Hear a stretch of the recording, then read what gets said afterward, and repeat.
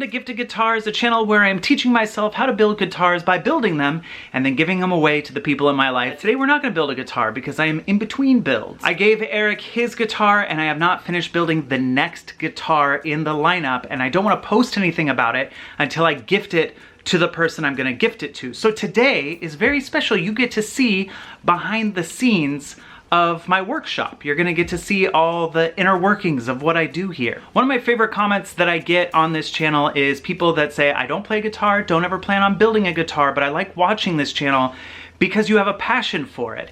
And every week I show you my passion for building guitars. But there's another passion that I haven't really talked about on this channel, but I do show it on this channel every week. And that is making videos. I love shooting videos, setting up shots, editing, all that stuff. I don't have a crew or anything. It's just me in here setting up shots, getting the content, working on it, editing it, putting music to it, and then putting it out there. And I love doing it. It's really, really fun for me. So I thought today would be a cool opportunity to show you around the workshop, show you how I organize everything in here, and also the equipment that I use to shoot all of the videos. I also have a big improvement that I want to make to the shop today, so I'm gonna take you through my thought process on that, what I'm gonna do to try and get a certain shot that I need for this next guitar that I don't quite have the equipment for yet, and I have a theory on how I'm gonna do it, and I'll kind of show you how that works. I don't know, I'm excited about this. I hope that you're excited too.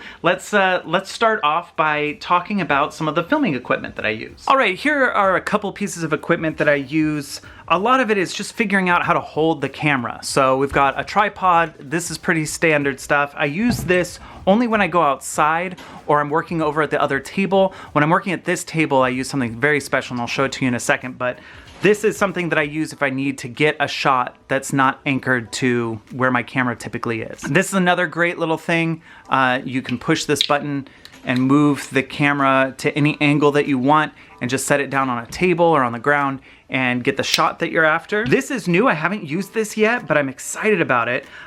It's made to hold a phone, but I'll probably figure out a way to mount my camera to it, and it clips onto the end of the guitar. So you'll get these like cool shots of the strings and stuff when I'm testing out the guitars in the future. So look out for shots from this. This is basically a fluid head is what this is called, and it allows me to point the camera at anything and mount it onto stuff. I've mounted them onto these stands, and there's a track that I'm going to show you in a second. That's where this primarily lives, is on the track.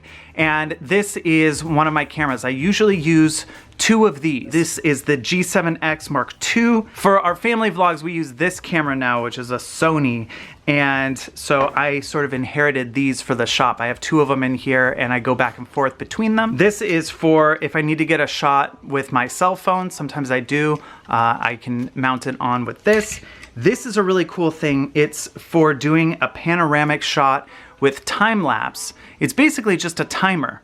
So I'll set the time and the duration and the direction that this is gonna go, and this top part spins real slowly, and if I speed up the footage afterward, I get this kind of cool pan across the room sort of look. And this is a light. I don't often set up lights in here, but when I do need a little extra light, I'll use this. It's an LED light. It comes with different filters you can throw onto it. This was pretty inexpensive. I think we got them off of Amazon.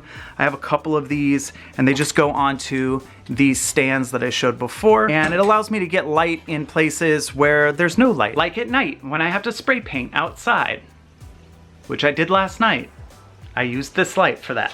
These are really cool. They're lightweight, they don't emit heat, and they're pretty bright. You can adjust the brightness. Pretty standard thing, but it's pretty cool. I like using these a lot better than using the big old soft boxes. But all the stuff I just showed you is not actually what I primarily use here in the shop. I'll use this other camera to show you my setup, how it typically is. So here is the camera that I primarily use, is right here. And you can see it's on this big crane. So it's got a handle, I can adjust it to wherever I want it to go. And then it's kind of like a lamp, like a desk lamp. It's got three sections that come down to here, and it's clamped onto a piece of wood. So this is the arm right here. Let's say I'm talking to the camera and now I want to show what is down on my table. All I have to do is flip this up like this, and now I've got a perfect overhead shot. And if I want to put the camera like literally anywhere that this will reach, I can just let go of it, and the shot is set up exactly where I want it to be in whatever angle I need it to be in. I think that that's a really cool feature that I haven't seen in a whole lot of other tripods. Usually tripods, you have to like drag them around, crank them so that they get to the right height. With this, if I put it somewhere, it stays there, and I can just move it literally anywhere I need it to be. The one downside to this setup is that there is a little bit of wiggle. If I bump it, it's gonna wiggle like this and sway for a while, and that is always frustrating when I'm editing the videos and I see that the camera's doing this. I can't do anything about it after the fact, but as long as you're careful, you can put this thing in any position that you want and get the shots that you need. It's really freed me up to be creative with my filmmaking and also really focus on getting the guitar work done that I need to get done. So lighting in here is pretty simple. I have these overhead lights that are just garage lights, and then I use a ring light, which is this guy right here. And the ring light really helps just make everything visible. That's kind of the main point of the ring light. It's just, I didn't want a bunch of hard shadows and stuff like that, so a nice blast of light right in my face and on my project. It helps me see what I'm doing, and it helps you see what I'm doing. So the ring light's pretty great. This is probably my favorite piece of equipment in the whole shop, and it is a slider that I can program to go at pretty much any speed. Push a button and it starts to slide. And so this is the fastest it goes. I can make it go a lot slower, and I can also adjust the angle. So I can adjust this rod here, and the camera will actually track and stay wherever I want it to stay. So I'll have it go the other way. And you might be able to see that the camera's also turning while it travels. Building a guitar takes a long time, so I'm always looking for ways to either cut the footage in a way that is more interesting to watch, or figure out how to make the time lapses look cooler, and that slider really helps out. I'll give you an example right now. I'll do something interesting right here and set up the slider.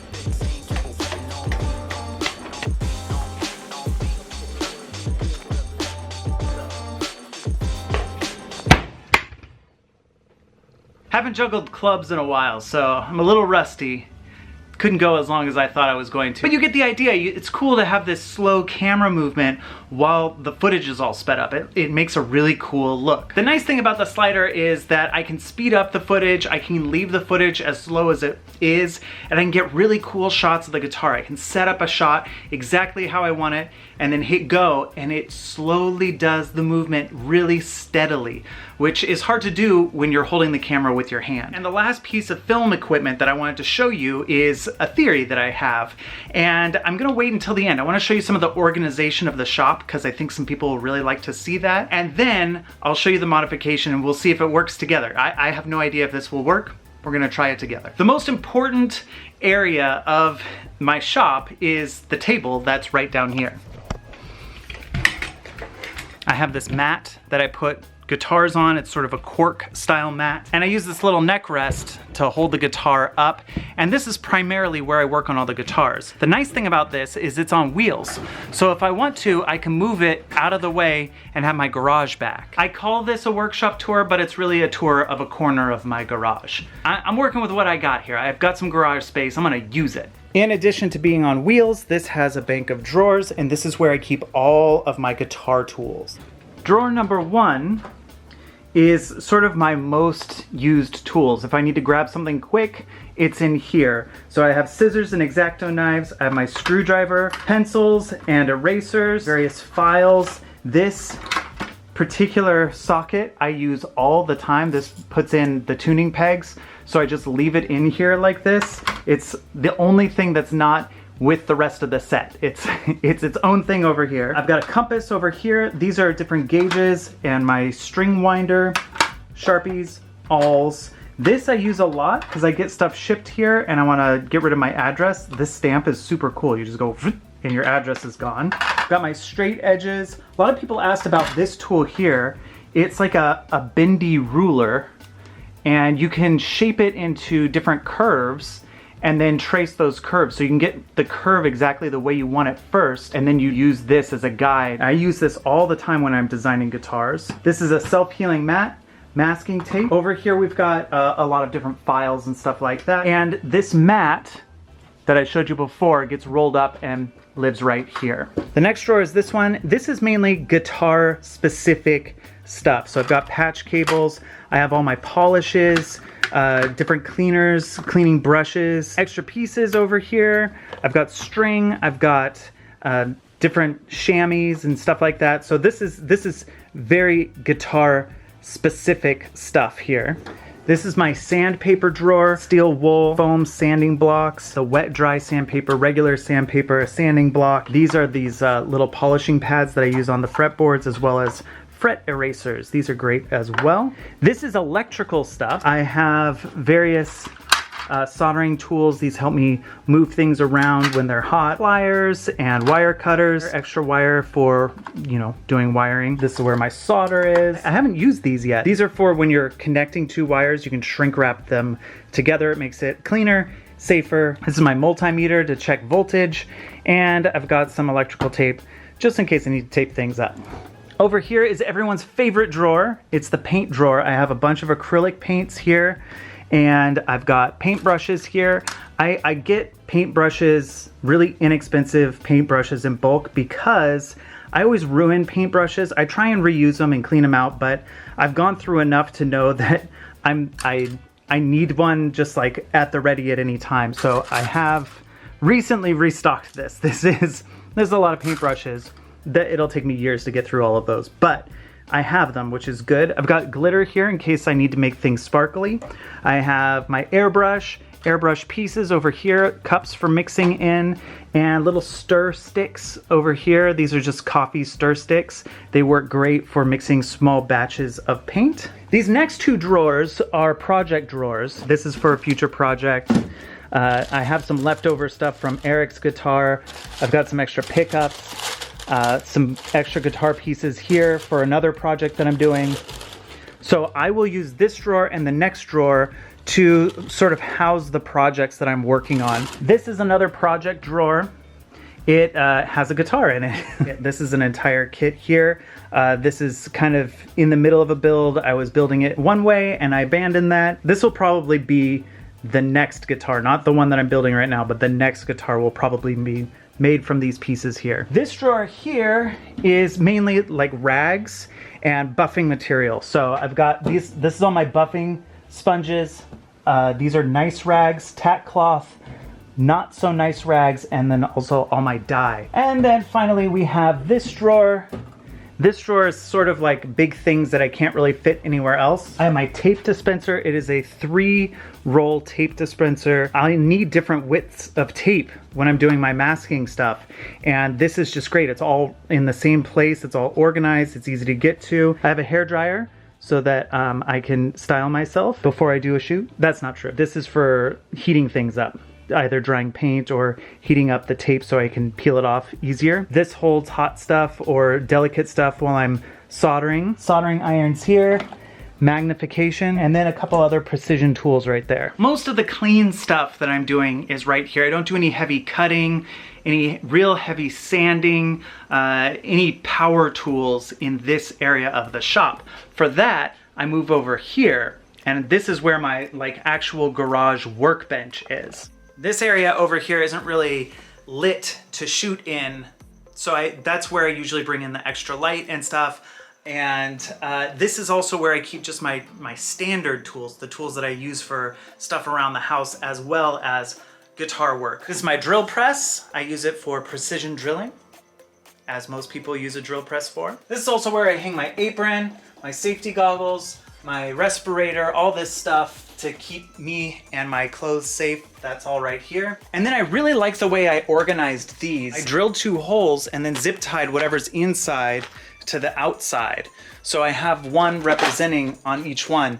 It's way easier to look at it and go, that's the nail I need, than it is to read something like a label on the side. And then this also has a bank of drawers, and I'll show you how I organize those as well. I don't like these drawers as much. They don't open as wide as they are deep. Like this drawer keeps going back about this far. Mainly I have adhesives in here. I have drill bits because this is the drill press right here. So they're close to each other. And then in this drawer, I have a lot of stuff that didn't fit up on the wall. I've sort of organized, these are wall anchors, and these are replacement sprinkler heads for my garden.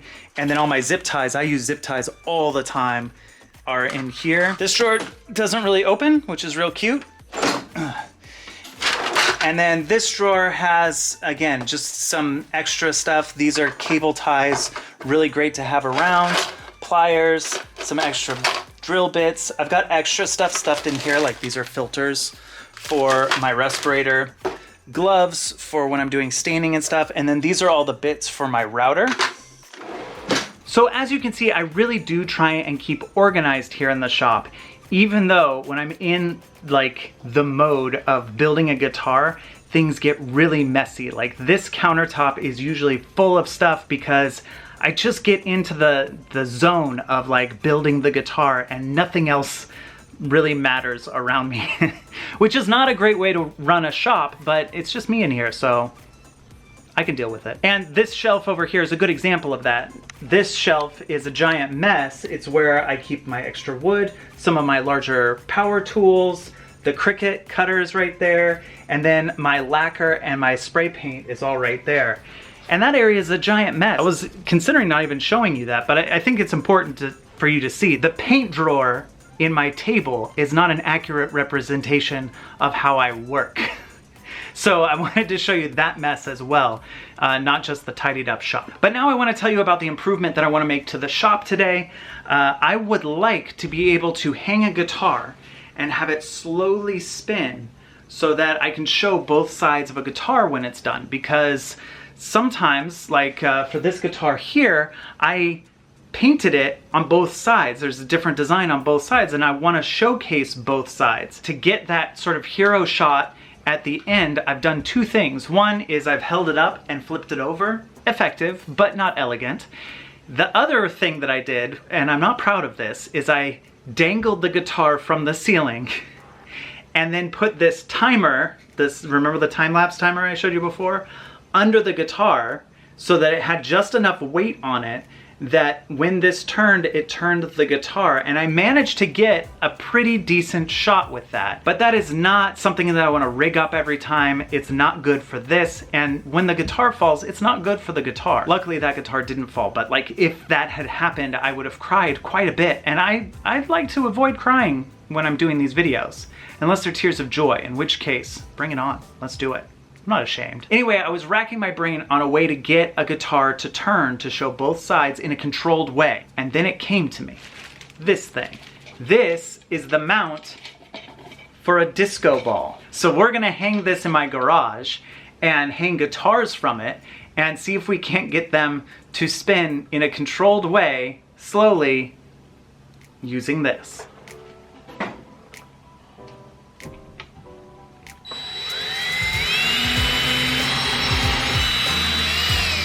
All right, this guitar is currently hanging from the disco ball, the motor. So I'm gonna plug it in and see what happens.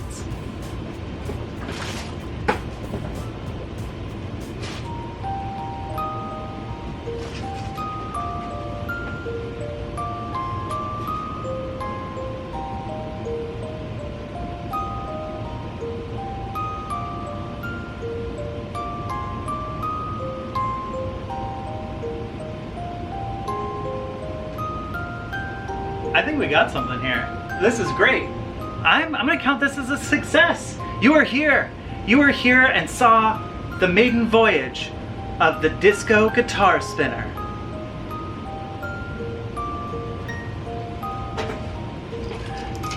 Just gonna put this back where it's safe.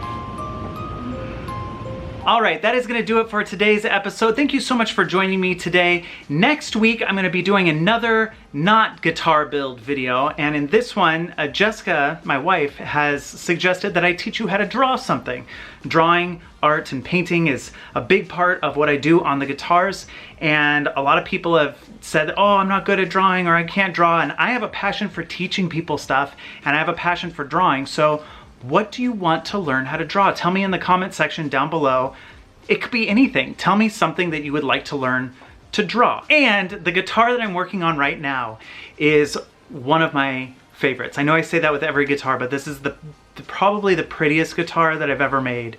If I don't mess it up in the last stretch here that I'm working on it, it's gonna be just a beautiful guitar. And it's for someone that my whole family is super proud of. So be sure to subscribe to the channel so you don't miss when I start that new guitar build, and I will see you next week with a drawing lesson.